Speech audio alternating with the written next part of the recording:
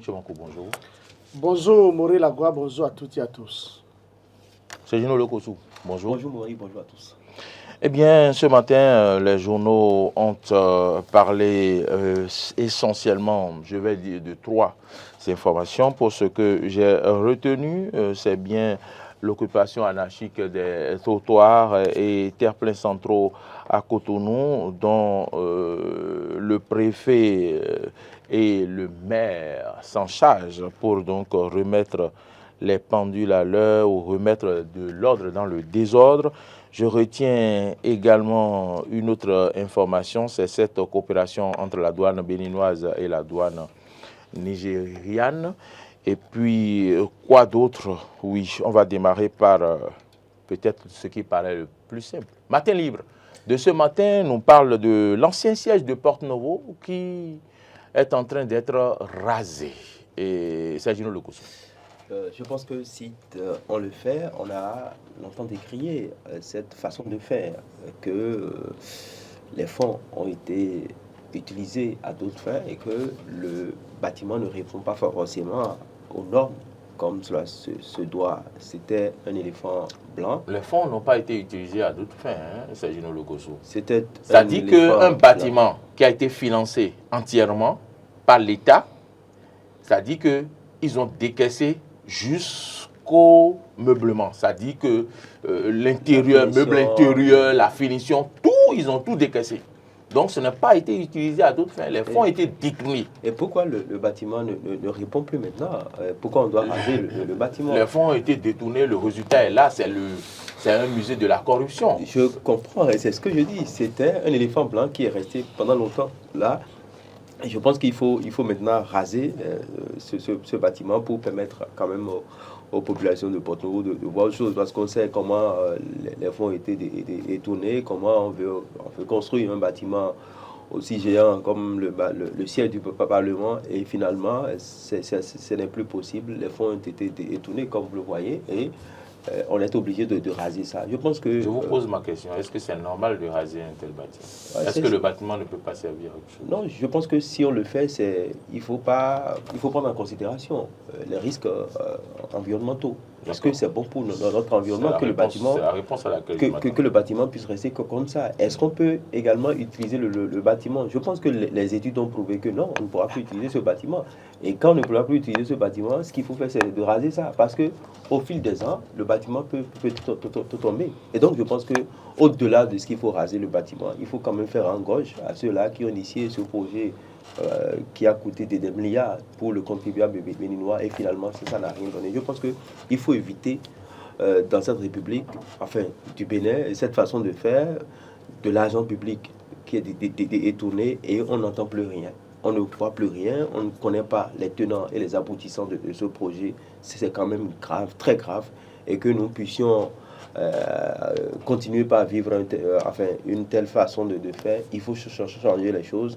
Il faut véritablement changer les choses. Ça ne sert à rien d'engloutir des milliards du contribuable, parce que je pense que il faut raser, mais il faut faire rendre gauche à ceux-là qui ont construit ce bâtiment, qui ont géré ce projet-là. Le musée de la corruption est en train d'être rasé de l'autre côté, à l'entrée de Porte-Novo, et Sergino Lekossou pense qu'il faut faire rendre gauche à ceux-là qui ont participé à cette magouille ou à ce détournement. Mais parmi eux, il y a des gens qui se retrouvent avec le gouvernement de la rupture. Pas tellement.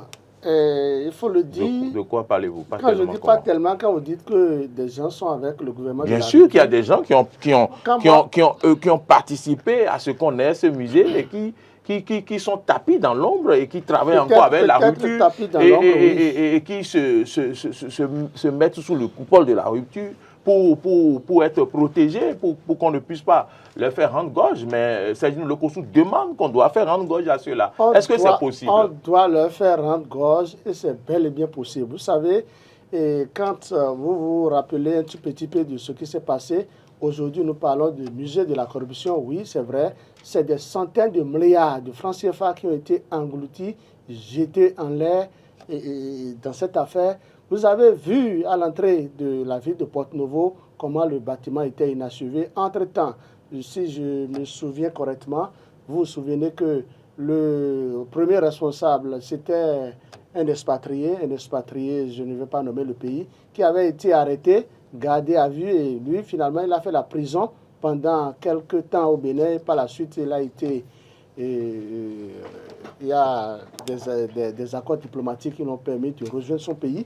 On a vu l'ancien ministre des Travaux, pas des Travaux, l'ancien ministre de l'Urbanisme, son Excellence Blaise Ahanzo Glele, qui avait été arrêté aussi dans ce dossier, gardé à vue à la direction de la police judiciaire, et compte tenu de son rang social et politique, il y a des formalités qui devraient être remplies avant que le dossier ne soit accessible directement au parquet. Et finalement, on l'a mis sous convocation. Mais cette convocation, on ne sait pas ce que c'est devenu. Une chose est claire, Blaise Ahanzo Glele, depuis ce temps, est toujours libre de ses mouvements, encore qu'il est ministre. Il est ministre du gouvernement. Donc, je pense quand même que s'il devrait avoir une part de responsabilité, ou du moins si sa part de responsabilité était établie, c'est que peut-être qu'on l'aurait relancé pour d'autres convocations. Ce qu'il faut dire, ce qu'il faut retenir, c'est la corruption à grande échelle qui avait été opérée sous Boni Yayi. Ça, il faut le dire, tout le monde le sait. Ce sont nos milliards de francs CFA qui sont partis en fumée. C'est vraiment déplorable. C'est vrai, Patrice Talon, le gouvernement de la rupture, quand le gouvernement de la rupture est venu, ils ont expertisé et ils ont souhaité encore injecter 25 milliards de francs CFA dedans. C'était en 2018-2019, si je ne me trompe pas. Et après étude et après analyse, ils ont compris que le bâtiment constitue un danger public. Et quand il s'agit d'un danger public et qu'il faille encore injecter 25 milliards de francs CFA, le Conseil des ministres a décidé de renoncer à tout cela et de procéder à une autre construction, à la construction d'un nouveau bâtiment qui peut abriter nos chers députés à l'Assemblée nationale.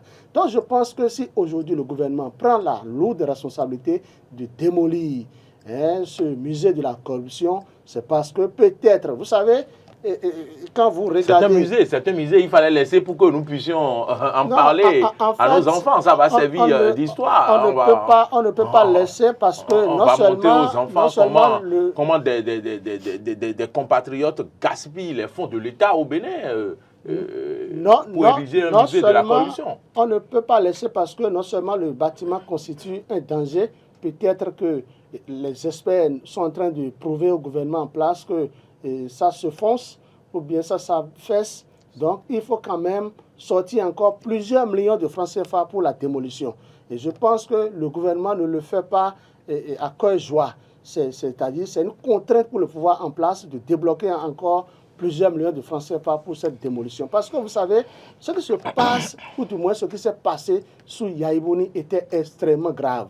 C'est d'ailleurs la raison pour laquelle beaucoup insistent et beaucoup demandent à Patrice Talon de frapper fort en matière de lutte contre la corruption, de rendre gorge. C'est vrai, vous avez dit tout à l'heure... Il ne peut pas rendre gorge sans toucher à des gens qui travaillent avec lui et qui ont servi l'autre régime. Des gens qui travaillent avec lui, des gens vont travailler avec lui et des gens travailleront toujours avec lui. Mais est-ce que en nommant ces gens ou en les appelant pour servir à nouveau la République, est-ce que Patrice Talon, ou du moins ceux qui entourent le chef de l'État, est-ce que ceux-là savent qu'ils étaient mêlés dans de tels dossiers? C'est la grosse interrogation.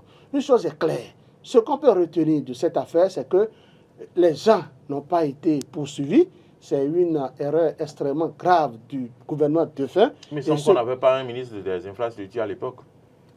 On avait bel et bien un ministre des Infrastructures, mais le ministre des Infrastructures n'avait pas été interpellé. C'était le ministre Blaise Ahanzo Glele qui était interpellé.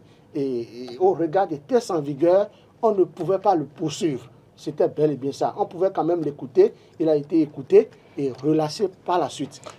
D'une démolition à une autre... pour finir rapidement, il faut dire que dans ce dossier, si Blaise Ahanzo Glele est toujours libre de ses mouvements, c'est parce que certainement que le problème ne concerne que les cadres techniques. Blaise Ahanzo Glele, il est acteur politique, il n'est pas homme de terrain, il est homme de bureau, il est sur le terrain politiquement, il est ministre de la République.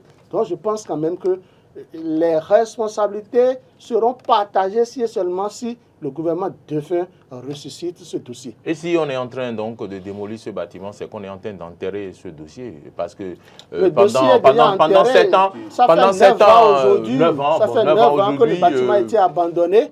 Donc je pense on n'a pas ouvert le dossier, on n'a pas interpellé des gens, et puis on est en train de démolir le bâtiment. Donc, terminé. C'est un dossier d'État enterré, on va dire ça comme ça. Dossier d'État enterré. Ok, d'accord. Ce qui ne sera pas enterré, c'est bien donc l'occupation anarchique des trottoirs et des pleins centraux. Le préfet de Cotonou, je voudrais nommer Alain Ouroura, et le maire donc de la ville de Cotonou, Lucas Tropo, ne veulent pas donc laisser place à l'occupation anarchique des trottoirs. L'autre préfet Toboula, Modeste Toboula, a donc fait une lutte implacable contre l'occupation anarchique des trottoirs. Mais voilà, on dirait que les Béninois sont durs d'oreille. Imaginez à Godomé, par exemple, là où les dames s'installaient pour vendre du pain sucré, juste devant le stade de Godomé, le terrain de football. Certaines dames sont revenues et puis les soirs se réinstallent sur ce trottoir-là. À Cotonou, n'en parlons pas. Comment donc encore sensibiliser les Béninois? Quel est le problème? Je pense que quand on a connu un préfet comme Modeste Toboula, dont vous venez de rappeler le nom, qui a lutté de façon implacable contre ce mal-là, qui était sans pitié dans ses approches dans le temps, il était décrié par une bonne partie de la population, mais il tenait quand même à déguerpir ceux et celles qui occupent le domaine public. Quand on a connu un préfet du genre, je pense que on ne devrait pas oublier. Et les Béninois en griffe sont amnésiques, surtout ceux qui sont dans la capitale économique, Cotonou et environ. Ces populations sont plus ou moins, à mon avis, amnésiques parce que le préfet Totoboula a fait une lutte implacable contre l'occupation anarchique du domaine public.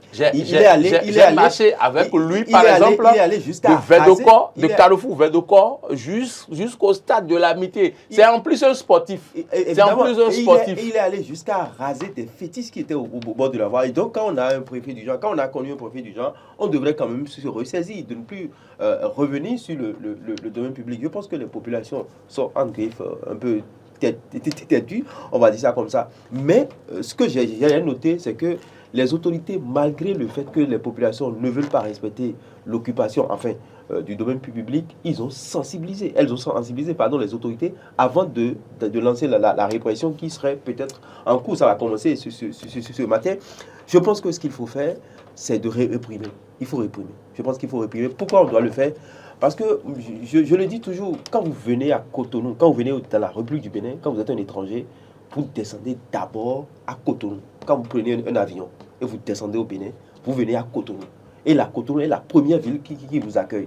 Et donc, cette première ville doit présenter... la vitrine du pays. Et donc, elle doit présenter un bon aspect. Elle doit refléter le Bénin. Elle doit refléter le Bénin parce que les gens savent que le chef de l'État actuel a quand même imprimé une autre façon de faire. Elle est en train de développer le Bénin. Du moins, il a de grandes ambitions pour le pays. Et donc, quand c'est comme ça, la première ville qui est Cotonou doit être propre, à mon avis, très propre, sinon plus propre que toutes les autres villes du pays.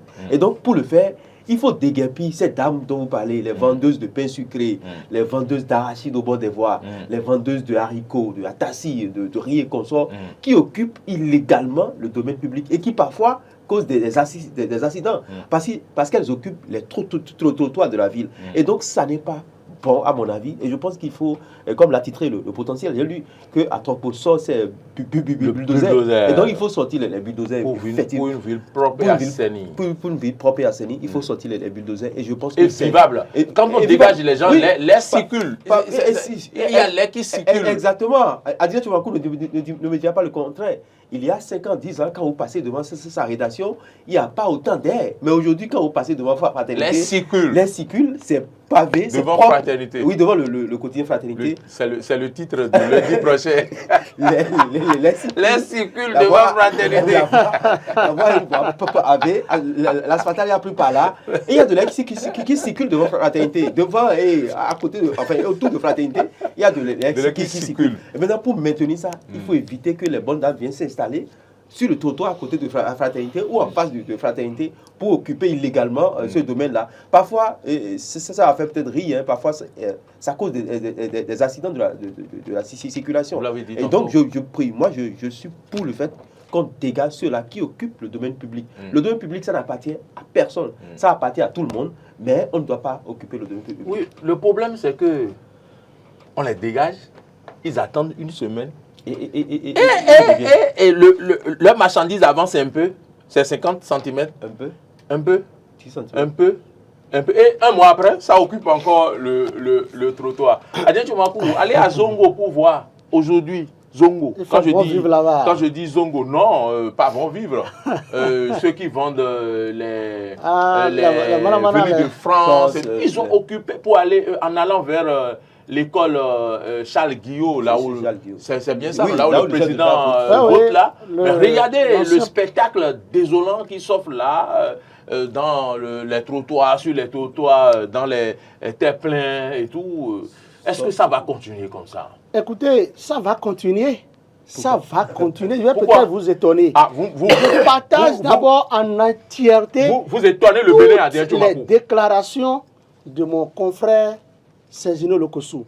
Quand vous prenez Fraternité de ce jour, c'est la manchette que nous avons donnée à cet événement. Puisque pour nous, c'est la plus grande information dans notre pays.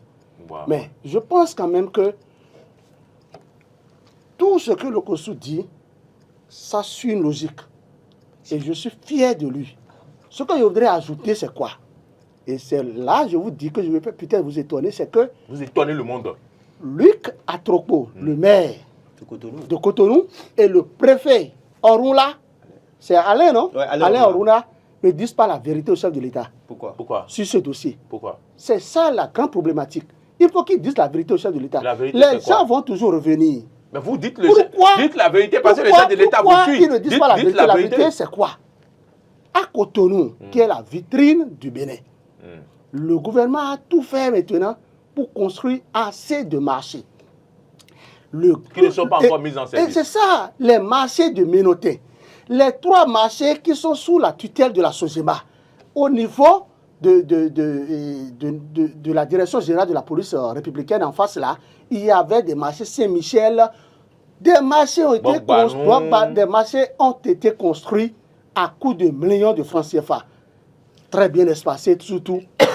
Et pourquoi, depuis 1 an environ, on ne veut pas mettre ces marchés en service? Oui, c'est extrêmement grave. Les réformes sont en cours. Non, ce n'est pas le maire Luc Atropo qui décide de la mise en service des marchés. C'est ce que je dis. Ni Alain Orunla. Le duo doit dire, Excellence, Monsieur le chef de l'État, si les bonnes dames reviennent de temps en temps aux abords de voie pour vendre, c'est parce que les marchés ne sont pas ouverts. Ah, d'accord. Ça, c'est-à-dire... Donc c'est ça la vérité qu'ils devraient dire et qu'ils ne disent pas. Il faut qu'ils disent la vérité au chef de l'État. Si ce n'est parce que ça. Que nous, moi personnellement, je suis en train de faire une investigation, une enquête sur ça. Ce que les gens disent, c'est extrêmement grave. Et c'est parce que cette vérité n'est pas entendue par Patrice Talon, son Excellence, le président de la République du Bénin. Nous, on a déjà fait un travail sur les marchés cette semaine qu'on a diffusé. C'est à la veille de la campagne et des campagnes électorales pour les élections générales que le gouvernement va commencer par ouvrir les marchés. Ce qui est faux. Moi, je dis que c'est faux. Ce qui est faux. Donc, le mieux, moi, je pense que si un marché est prêt, qu'on ouvre les marchés aux gens. Et si les gens s'opposent à ce qu'ils aillent vendre au marché et prennent d'assaut les abords des routes, là, c'est des sanctions. On va les contraindre d'une manière ou d'une autre, leur infliger des amendes. C'est de ça qu'il est question. Je pense qu'aujourd'hui, le Béninois a le sens de la sagesse. Le Béninois a peur. Le Béninois aime dire la vérité, se fait entendre. Si cette vérité était allée à l'oreille du chef de l'État, écoutez... Mais le chef de l'État sait que les marchés ne sont pas inaugurés. On ne peut pas inaugurer les marchés sans que le chef de l'État ne soit informé. Je ne dis pas que le chef de l'État ne sait pas. Plus tard que cette semaine, la semaine passée, nous avons encore fait un élément où on a interviewé les responsables du marché. Et pour parler de leurs difficultés, le fait qu'elle n'ait pas encore intégré ces marchés-là, je pense que le chef de l'État est au courant. Donc on a besoin de l'informer encore. Jamais on doit l'informer, M. Moril. Pour mettre un bébé bémol dans ce que Adrien Tchoumakou est en train de dire, je crois que ce ne sont pas uniquement les dames du marché qui occupent les trottoirs, qui occupent le domaine public. Il y a également ceux-là qui n'ont aucune place dans aucun marché de Cotonou et qui occupent les abords. Quand vous prenez Ménotin, le siège de votre journal, ne me dites pas que tous ceux-là qui sont aux abords des trottoirs à Ménotin ont forcément une place dans l'ancien marché de Ménotin qui a été construit et qui n'est pas inauguré. Je ne crois pas. Mais ce qu'on dit, ça ne concerne pas seulement les bonnes dames de nos marchés. Ça concerne toute la ville. Ça concerne ceux-là qui ont leur maison et qui décident délibérément d'occuper l'espace public en laissant leur maison pour exposer les articles sur les trottoirs. Et donc je pense qu'au-delà des dames des marchés, au-delà de ce que les marchés n'ont pas été inaugurés, je pense que même après l'inauguration des marchés, il y aura toujours occupation du domaine public. Si l'État ne prend pas, si le préfet, enfin le maire ne prend pas ses responsabilités, les populations vont toujours occuper les espaces publics. Et donc je pense qu'au-delà de l'inauguration des marchés, c'est vrai que c'est un problème qui se pose et que vous avez dans vos enquêtes ou dans vos investigations, les gens, ça revient sans cesse que le fait que les marchés ne sont pas inaugurés font que les populations occupent les abords des voies, le domaine public. Mais il n'y a pas que les bonnes dames du marché. Mais ce que moi je tiens à dire, c'est que le domaine public reste le domaine public et il faut que l'État, il ne faut pas que la répression soit éparse, non, que la répression soit continuelle pour intégrer dans le subconscient même de ces populations qui occupent les trottoirs qu'on ne doit pas occuper l'espace public parce que vous voyez des gens qui occupent délibérément, même sur la voie, les vendeurs à la sauvette. Parfois, ils ne quittent pas la voie et si vous ne savez pas conduire, vous allez les ramasser. Et quand vous les ramassez, c'est un souci pour vous. Donc je pense que c'est bien de te réprimer, il faut sensibiliser, mais que la répression continue. Il ne faut pas réprimer une semaine ou seulement ce jour vendredi et puis on laisse les populations et demain ou bien le dimanche. Je partage votre avis. On va encore élever le débat un peu plus. Est-ce que vous savez que le gouvernement est en train de faire des réformes par rapport à la SOGEMA pour créer une agence qui va gérer les marchés et que la SOGEMA risque de disparaître? Est-ce que vous avez les informations? Tout à fait. Et le signal a été même déjà donné il y a environ 2 mois dans un conseil des ministres. Si vous lisez bien, vous devez comprendre qu'il y a une nouvelle structure qui prendrait au moins opportun en charge la gestion des marchés. Oui. Donc, ce que je voudrais dire, en fait... Je voudrais dire que certainement que c'est cette réforme, cette restructuration qui est en train de faire que les choses traînent un peu. C'est ce que je voudrais dire. Oui, toutefois, je voudrais ajouter, vous savez, c'est-à-dire le béninois, tel que Sajino l'avait dit tout à l'heure, le béninois est très complexe et très compliqué. Les gens, quel que soit le jalon posé par le gouvernement, plusieurs vont toujours revenir aux abords des voies pour vendre. Écoutez, est-ce que vous savez que ceux qui faisaient leur activité au CNPA, Centre de promotion de l'artisanat de Cotonou, quand le gouvernement a fini de construire le lieu qui doit les abriter, le ministre Donato avait sorti un communiqué, ça a été diffusé à grand renfort médiatique. Mais jusqu'à présent, les gens sont réticents d'aller occuper les lieux sous prétexte qu'ils auraient payé, ils auront à payer des taxes, des trucs. Non! Moi, je pense que dans un état de droit, c'est toute une organisation. C'est toute une organisation et on est obligé d'en faire avec. Aussi, ce qu'il faut ajouter, c'est quoi? C'est que je pense qu'il est quand même important qu'on ouvre d'abord les marchés. Ça, j'insiste sur ça. On ouvre ces marchés tout au moins à Cotonou. Aussi, ce que je voudrais dire, ce qu'il faut retenir, c'est que la répression dont on parle, c'est une manière de sensibiliser. Quand vous lisez le journal Le Potentiel, C'est vrai, vous avez vu Fraternité qui a placardé sa manchette, mais le potentiel à faire ressortir qu'il s'agit en réalité d'une sensibilisation d'au moins encore 2 semaines.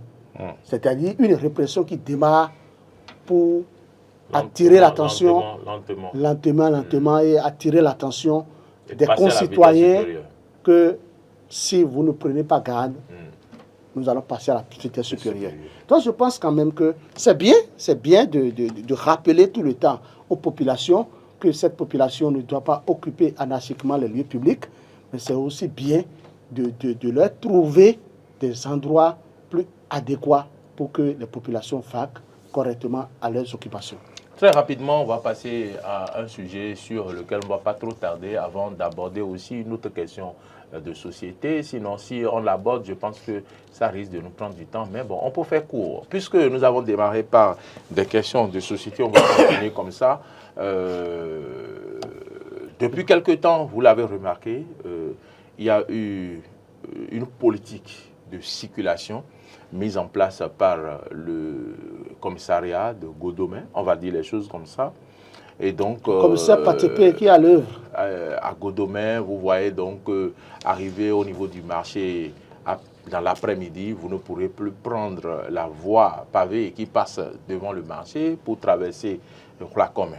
Alors, également, vous devez aller tourner jusqu'à l'échangeur. Pour prendre la voie également pour aller vers la clinique Bioso, en revenant de la clinique, vous ne pouvez pas déboucher sur la voie, mais en allant vers la clinique, vous pouvez. Ils ont fait des améliorations. Le problème actuel, c'est que je ne sais pas d'où viennent ces usagers-là. Ils cherchent des voies de contournement. Ils ne veulent pas donc, quand ils quittent la zone de Clacomé, aller jusqu'à Togoudo, faire le carrefour avant de repartir à Cotonou. Donc, ils cherchent des voies pour pouvoir passer dans la rue de la mosquée de Godomé et prendre le sens inverse, ce qui n'a pas été prévu. Ce n'est pas une voie à double sens. Et de plus en plus, il y a des soirs où le calvaire est insupportable, comme ce que j'ai vécu hier, par exemple, où vous voyez sur ces images-là, j'étais à quelques mètres seulement de ma maison, mais j'ai dû passer une quarantaine de minutes sur place, sans véritablement bouger, sans mouvement. Regardez tout ce que ça a créé. Et puis, il y a des soirs où ça se passe comme ça. Mais l'autre chose, j'ai dû chercher une voie de contournement, la rue que vous voyez à droite, là, pour pouvoir tourner, pour aller voir de près, voilà, sous l'échangeur, ce qui se passe. Regardez, il y a des gens, ce n'est pas une voie à double sens, en effet.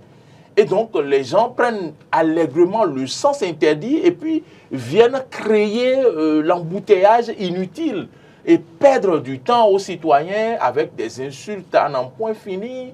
Est-ce que nous manquons d'agents de police, Adrien Tchomakou? Il va falloir que le commissaire de Godomé également se penche sur la question. J'ai vu il y a quelques semaines qu'ils ont positionné certains policiers en bas de l'échangeur, près de l'échangeur, pour donc retourner ces citoyens indélicats qui créent l'embouteillage là, la pagaille sous l'échangeur, mais ça ne reste pas continu. On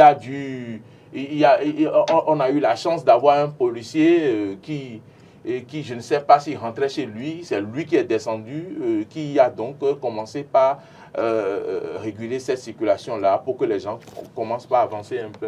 Adrien Tchomakou, est-ce que nous manquons d'agents de police pour pouvoir les positionner à des endroits où des pagailles comme ça s'organisent dans la République? Nous manquons d'agents de police. Ça, il faut que je vous le dise. Nous en manquons cruellement.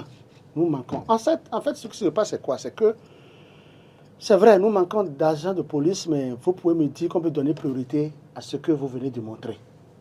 La priorité est partagée. C'est d'abord l'impatience de tout un chacun de nous qui amène l'embouteillage. Mais là, c'est un problème d'incivisme qui se pose. C'est ce que puisque la voie n'est pas une voie à double sens. Impatience, l'incivisme. Quand vous quittez l'échangeur pour Calavi, les gens, est-ce que vous pouvez croire... La voie adjacente n'est pas une voie à double sens. Est-ce que vous pouvez croire vers Calavi, la mosquée? Je ne parle même pas de moto, que des véhicules peuvent rouler en sens interdit à ces endroits. Moi, j'en ai vu. Ce n'est pas un seul véhicule, des véhicules qui roulent en sens interdit en passant sous l'échangeur. quand vous quittez la mosquée de Goudomé, Oui, les gens, vous savez je maîtrise bien la voie. Je passe par là. Mais Moi, en voulant créer cette situation pour réguler la situation, c'est bien la circulation, mais ça crée d'autres problèmes encore. Ça crée trop de problèmes et le problème est plus profond que ce que nous sommes en train de dire. Je ricane. Et un instant, si vous permettez. Moi, je pense que quand je dis que nous manquons de personnel, c'est parce que le pouvoir central aussi sait qu'on manque de personnel de police qui sont en train, que le gouvernement est en train de faire des recrutements.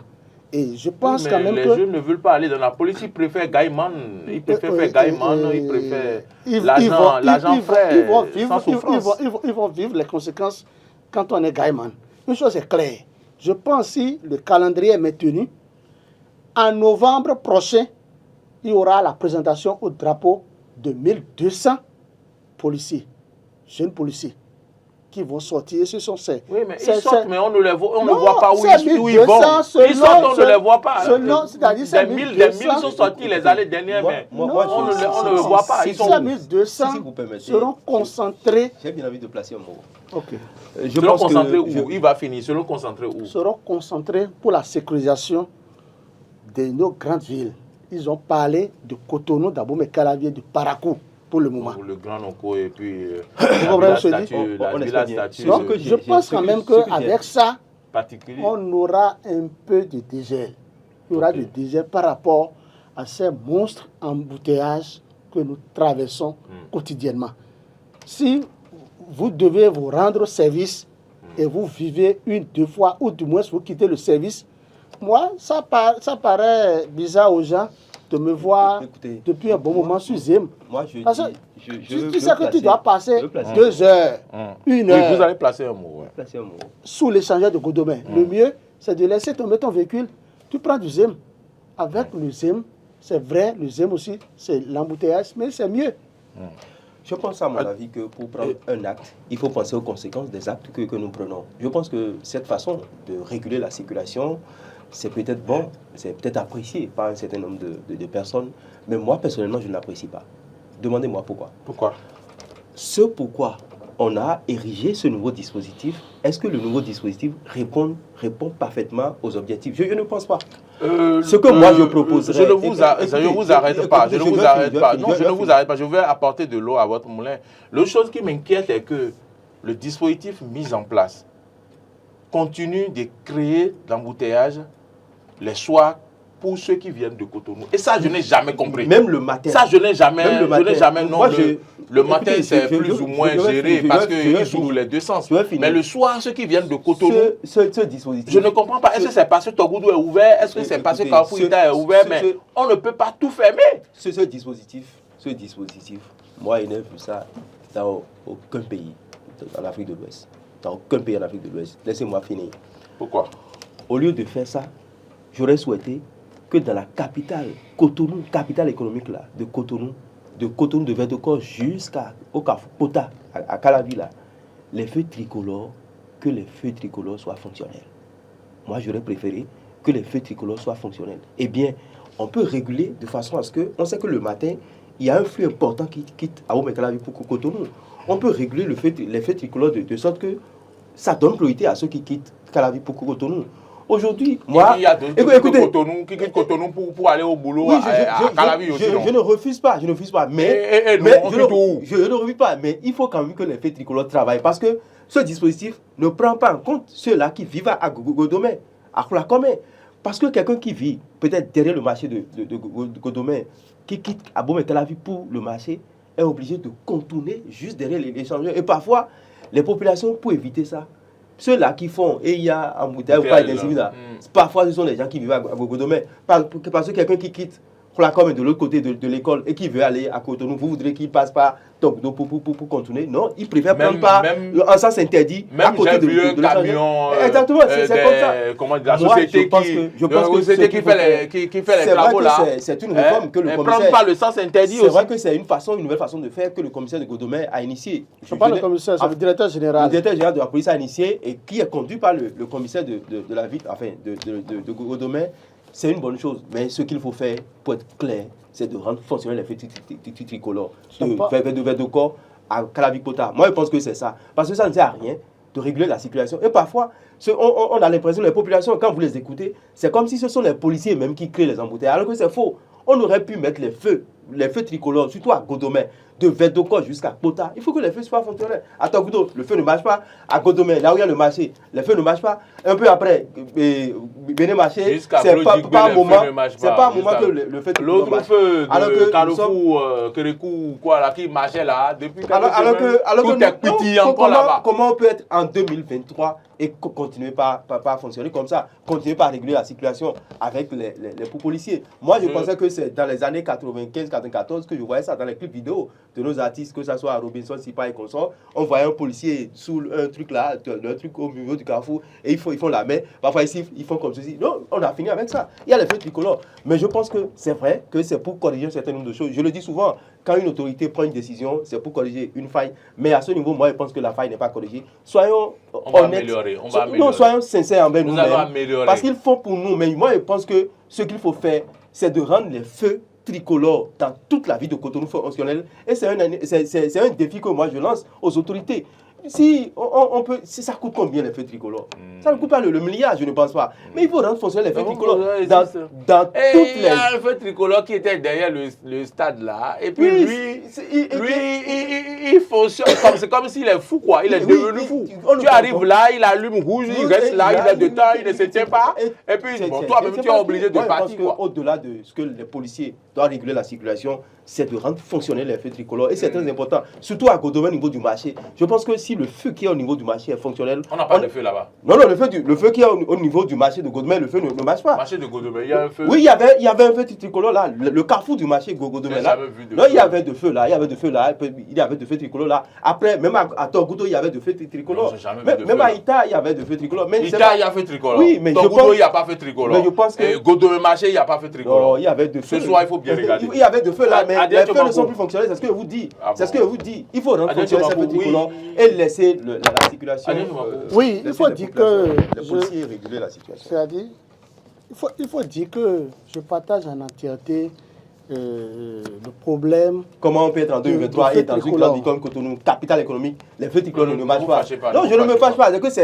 C'est triste quoi. Une grande ville comme Cotonou, où tu des artères, derrière le stade de l'amitié, le stade de l'amitié, derrière le stade, le feu qui est là, c'est honteux à la limite pour cette république-là. Donc il faut avoir le courage de dire les choses. Il faut que les choses changent. Je vous explique.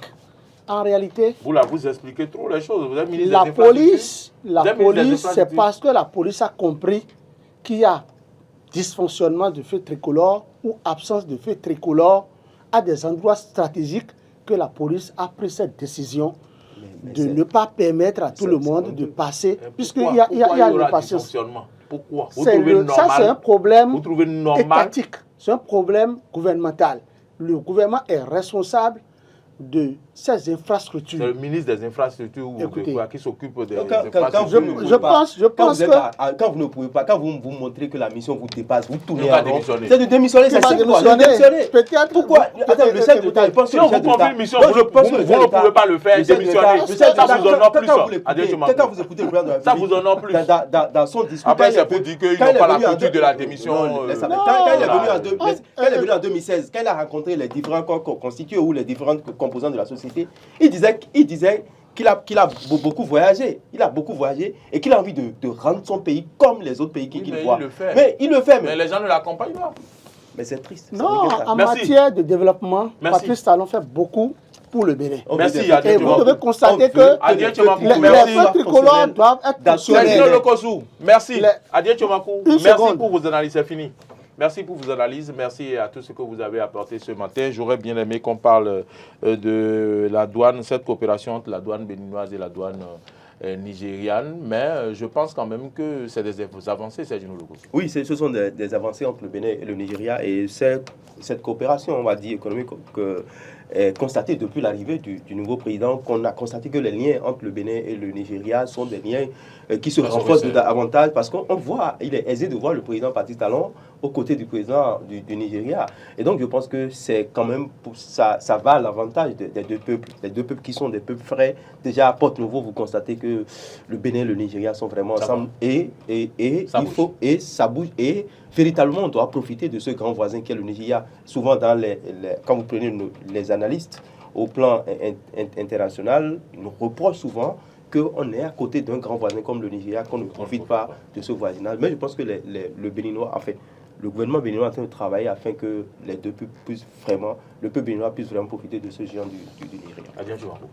Bon, moi je préfère me prononcer sur Abuja et Cotonou. Abuja, Cotonou. Non, bon, l'AS, mais quand vous comparez les deux villes, il est souhaitable que Cotonou soit à l'image de Abuja. Ah. Tout au moins que les feux tricolores marchent désormais à Cotonou. D'accord. Hein? Puisque à Abuja. Et à Bomé-Calavi aussi. Et à Bomé, bon, les hommes même Calavi, on sait que Calavi est mourant. Donc, Cotonou qui est notre vitrine, il faut que les feux tricolores soient fonctionnels et que, bon, tout se passe très bien. Très bien. Parce que Patrice Talon fait beaucoup pour la République. Il faut que les cadres l'accompagnent, que le ministre des Transports l'accompagne davantage. Jacques Ayadi, qui a reçu maintenant une promotion, je pense qu'il va veiller. Non, il est dans les airs maintenant, dans les. Qui va veiller à ce que le feu tricolore marche. Transport aérien, transport. Après son congrès, il va pas passer, c'est sa promotion. Et voilà, mesdames et messieurs, merci. Nous sommes au thème de cette rubrique analyse et commentaires.